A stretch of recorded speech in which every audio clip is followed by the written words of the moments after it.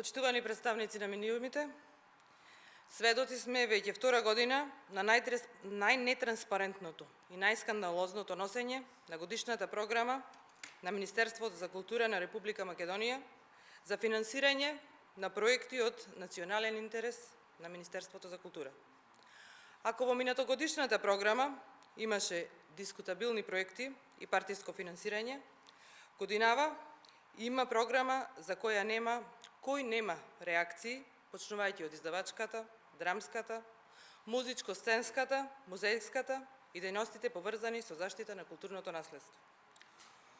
Уште со ново наметнатите критериуми и исклучително нискиот буџет, одобрен од страна на владата, се дефинираше генерално потценувачкиот однос кон културата. По овој невиден скандал, министерот за култура рече дека за него не би било проблем да си даде и оставка, но според она што го кажа, а во еден момент истото, меѓутоа на различен начин, го соопшти премиерот Заев, требало првин да се види дали можеби во некои од случаите кои се одбиени, постоел проблем на несоодветно аплицирање. И токму тоа се прави, се разгледуваат одбиените проекти. Со ова, еден сериозен проблем се сведува на ниво на административни пропусти. Не, овде не се работи за административни пропусти. И суштината на овој голем проблем не е во одбиените проекти. СДСМ покажа и докажа на дело и во минатото кога ја воделе државата, а и во овие 2 години елементарно непознавање за културата, немање чувство на припадност кон сопствената култура и кон уметничките вредности во културата. Капитални инвестиции – нула. Заштита на културното наследство – нула. И програма каде ще уништуваат значајни манифестации. Например, Джез фестивалот, Златно Славејче и многу други, кои што се бренд на културата во Република Македонија. Каде води ова? Овде се работи за многу сериозни работи, кои навлегуваат во меѓуетничкото ткиво, за кое многу водиме грижа, врз комплетно отсуство на критериуми. Еден најбегол поглед покажува дека не се работи за културни вредносни критериуми, туку во игра е политика на поделба, на наши и нивни. Тука е она што најмногу боли. Со тоа, за жал, министерот ги потценува и своите албански културни дејци, тој има потреба да се издигне над нив како патрон, како спасител на нивната култура. Прашањето е од кого и на чија сметка.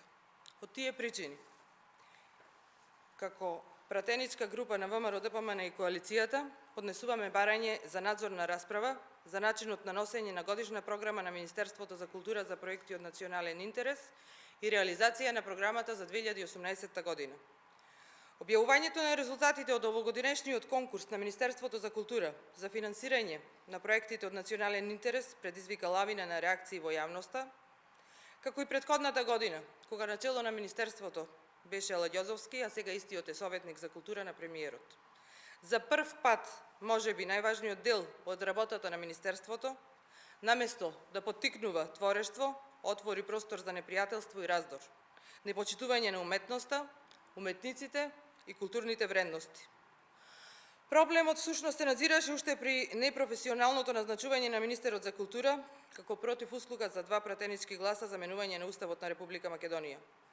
Со скандалозната програма е направена непоправлива штета по етничка основа.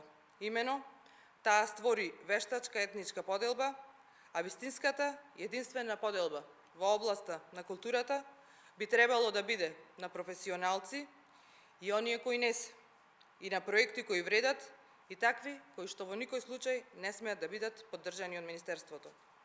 Освен ова, постојат и други елементи кои што доведоа до ваквиот резултат. Дискутабилен состав на комисиите што одлучуваат по однос на пријавите. Безсмислено ограничување на 2 проекти од институција под деление. Например, еден музеј може да конкурира со само 2 проекти во музејска дејност или недвижно наследство. Ограничување на средствата за заштита на недвижно културно наследство. Например, 300.000 денари. Се поставува прашање, што може со оваа сума да се направи во оваа област? Наспроти, милионските суми во останатите дејности. Проверка на компаниите што аплицирале и добиле пари за проекти, утврди дека некои од нив се формирани само неколку денови или неколку месеци пред отворањето на конкурсот. Поради сето горе наведеното, а врз основа на член 61 од Законот за култура на Комисијата за култура при Собранието на Република Македонија и предлагаме да организира надзорна расправа за начинот на носење на годишната програма за остварување на јавниот интерес во културата, како и за реализацијата на минатогодишната програма како илустрација на потребата за интервенција во оваа област. Целта на надзорната расправа е да видиме врз основа на кои критериуми се распределувале средствата, врз основа на кои критериуми се номинирале личностите во комисиите и дали постоел вредносен систем во секоја дејност поединечно, бидејќи секоја дејност во областа на културата има своја специфичност. Ви благодарам.